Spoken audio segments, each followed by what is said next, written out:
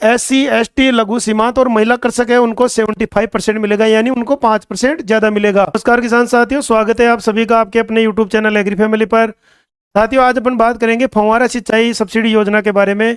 जैसा कि किसान साथियों, अगर आप फव्वारे पर सब्सिडी लेना चाहते हैं और आप सोच रहे हैं कि मेरे को भी फव्वारा सेट लेना है, यानी कितने हेक्टर का मॉडल लेना है आपको, जिस इसमें अपन बात करें तो 0.4 से लेकर के 5 हेक्टर के मॉडल पर सब्सिडी मिलती है। और इस सब्सिडी का फायदा आप कैसे ले सकते हैं, इसके बारे में तमाम जानकारी इस वीडियो में आपको मिलने वाली है। जो किसान भाई चैनल पर नए हैं, चैनल को सब्सक्राइब कर लें और वीडियो को लाइक करें और अन्य किसान भाइयों तक भी शेयर करें ताकि ये जानकारी उन तक पहुंच सके।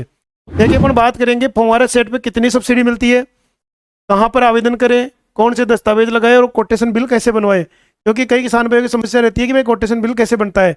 तो इन तमाम जो आपकी क्यूरी है इसके बारे में अपन चर्चा करेंगे और स्टेप बाय स्टेप आपको सारी जानकारी देंगे। अब इसमें सबसे पहले अपन बात करेंगे भाई पात्रता की, भाई क्या क्या चीजें अपने पास में होनी चाहिए ताकि सब्सिडी का फायदा अपन ले सकें। तो देखिए, पात्रता की अपन बात करें तो इसमें 0.4 हेक्टर जमीन न्यूनतम होना आवश्यक है और 0.4 से लेकर के 5 हेक्टर तक सब्सिडी मिलती है। तो न्यूनतम हो गई 0.4 और सिंचाई का स्रोत होना चाहिए, चाहे अपने पास में कुआं हो चाहे फार्म पॉन्ड हो, तो उसका प्रमाण पत्र लगेगा। अगर आपके पास में सिंचाई का स्रोत नहीं है या ट्यूबवेल नहीं है, कुआं नहीं है, तो अन्य कोई पड़ोसी है उससे आपको सहमति लेनी होगी, यानी सहमति प्रमाण पत्र लगाना होगा। अब मान लीजिए एक कंडीशन ऐसी आती है कि ये कुआं है, सामलाती कुआं है, जैसे 3 भाई है, 3 भाइयों का सामलाती कुआं है, जमाबंदी में वो आ रहा है, शो हो रहा है। तो इस पर अगर 3 आवेदन अलग अलग करते हैं, फर्स्ट सेकंड और थर्ड, तो कुएं की तो जो जमाबंदी आप इसमें लगा देंगे सामलाती वाली, ये सिंचाई का स्रोत हो गया और अलग अलग आपको आवेदन करना होगा। तो इस सब्सिडी में तीनों ही पात्र होंगे। अब बात करें अपन इसमें सब्सिडी कितनी मिलेगी, तो देखिए इसमें सब्सिडी है, सामान्य किसान भाई है कोई भी, उसको इकाई लागत का 70%, यानी विभाग द्वारा एक इकाई लागत तय की जाती है, उसका 70% मिलेगा। और SC ST लघु सीमांत और महिला कृषक है उनको 75% मिलेगा, यानी उनको 5% ज्यादा मिलेगा। और इसमें अगर एक कंडीशन आती है जिसे लघु सीमांत प्रमाण पत्र की, अगर आपके जनाधार में ऑटोमेटिकली फीडेड है, लघु सीमांत आ रहा है तो अच्छी बात है। अगर आपके मान लीजिए जमीन भी 8 बीघा से कम है और लघु सीमांत उसमें ऑटोमेटिकली नहीं आ रहा है, तो आप सक्षम स्तर से यानी रेवेन्यू डिपार्टमेंट से लघु सीमांत का प्रमाण पत्र बनवा लें और ऑनलाइन आवेदन करते समय ही आप उसको लगा दें, तो आपको फिर लघु सीमांत कैटेगरी में माना जाएगा। बात कर रहे थे अपन 0.4 से 5 हेक्टर तक का जो मॉडल है उस पर सब्सिडी मिलती है। इसमें 2 प्रकार की सब्सिडी है, एक तो 63 mm पाइप आता है, एक 75 mm का आता है, यानी अलग अलग साइज के पाइप आते हैं, उन पर अलग अलग सब्सिडी होती है। तो 63 mm और 75 mm का अगर आप पाइप खरीदने का सोच रहे हैं तो 0.4 से लेकर के 2 हेक्टर तक के मॉडल पर आपको इस mm के पाइप पर आप सब्सिडी ले सकते हैं। अगर 90 mm का पाइप आप खरीद रहे हैं, आपको मोटा पाइप चाहिए, तो 3 हेक्टर से 5 हेक्टर के मॉडल पर आपको सब्सिडी मिलेगी। यानी ऐसा नहीं है कि आप 90 mm का पाइप खरीदो और 2 हेक्टर वाले मॉडल में आप सब्सिडी लेना चाहो तो आपको नहीं मिलेगी। यानी अगर आपके 3 हेक्टर से 5 हेक्टर के मॉडल पर आप सब्सिडी ले रहे हो तो ही आप 90 mm का पाइप ले सकते हो।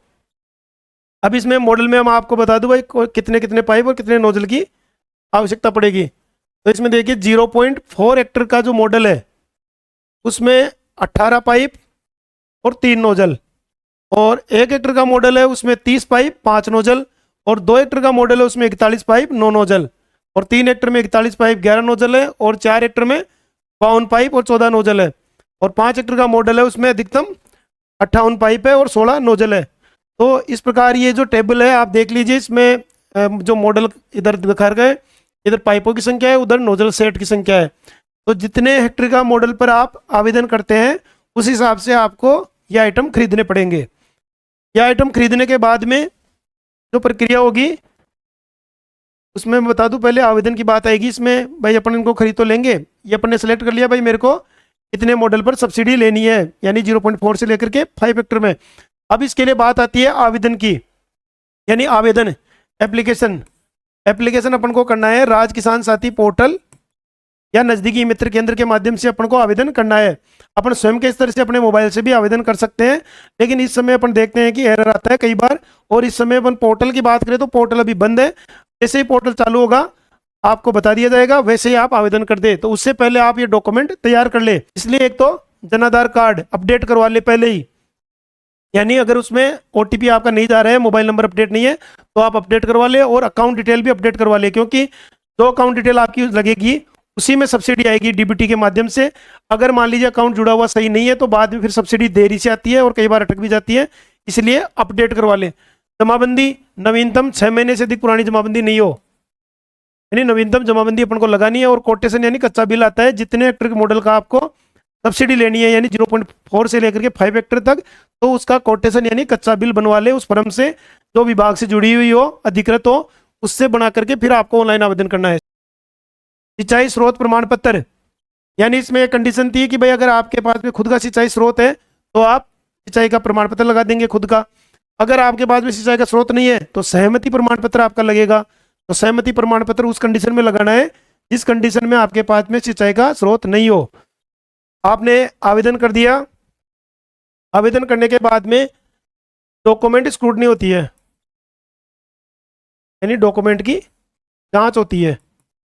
विभागीय अधिकारी द्वारा डॉक्यूमेंट की जांच की जाती है। जांच में देखा जाता है कि आपकी जमाबंदी सही है या नहीं है, आपने जो कोटेशन लगाया है वो सही है कि नहीं है, यानी रजिस्टर्ड फर्म से जुड़ा हुआ है कि नहीं है।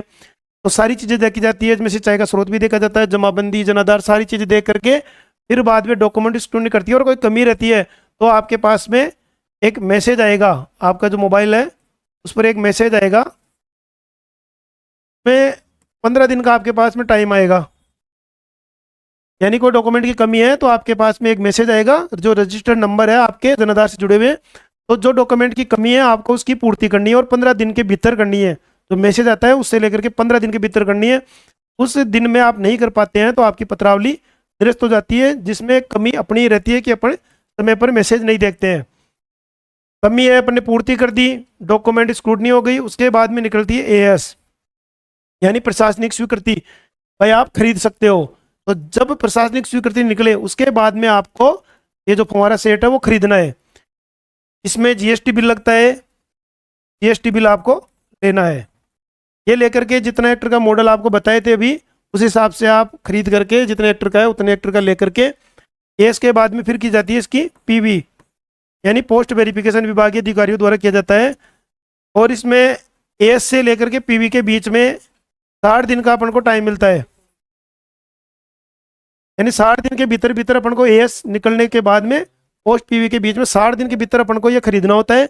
अगर 60 दिन में भी अपन खरीद नहीं पाते हैं तो 30 दिन का हमें अतिरिक्त टाइम और मिलता है, यानी टोटल दिन हो गए अपने 90 दिन। यानी 90 दिन में अपन को ये चीज़ें खरीदनी होती है और फिर अपन को जीएसटी बिल प्रस्तुत करना होता है पीवी के टाइम पर। और फिर तो आपका सही सिस्टम सही रहता है, सारा सही है, जैसे आपने मौके पे जितना माल मिल जाता है जो बिल है उसके हिसाब से, तो फिर आपकी सब्सिडी विभागीय अधिकारियों द्वारा डीबीटी के माध्यम से आपका जो जनाधार से जुड़ा हुआ अकाउंट है उसमें ट्रांसफर कर दी जाती है। बहुत ही सिंपल प्रक्रिया है, ज़्यादा पैनिक होने की जरूरत नहीं है। जैसा जैसा बताया वैसे वैसे आप तैयारी कर ले, जैसे ही पोर्टल चालू होगा आपको सूचित कर दिया जाएगा और आप ऑनलाइन आवेदन कर देंगे। और वीडियो अच्छा लगे तो लाइक करें और अन्य किसान भाइयों तक भी शेयर करें। तो मिलते हैं फिर ऐसी एक नई वीडियो के साथ में। जय जवान जय किसान।